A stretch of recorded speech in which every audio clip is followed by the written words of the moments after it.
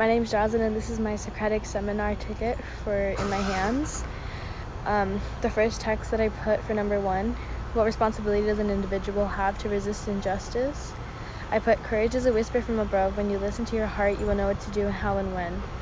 My analysis was, Irene believes that everyone has the courage within themselves to stand up for what's right. She thinks people should take an active role to fight injustice and stand up for what's right. My question was, why do some people feel more responsible to resist injustice and some people remain as bystanders?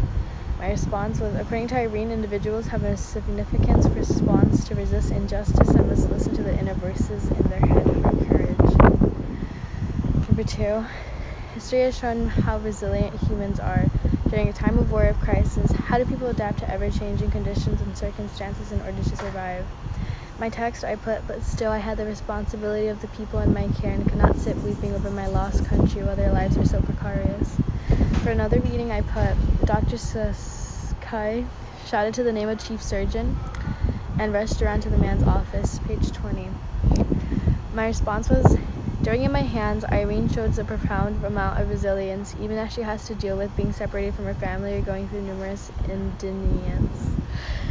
She instead focuses on her responsibilities, which can be seen even though she was frustrated about the state of her country. She focused on what she could control, which was the safety of the people in her care. She also suffered from personal losses in the book, like the loss of her fiancé, Janek. Even after going through so much, she throws herself into fighting for her country as best as she can.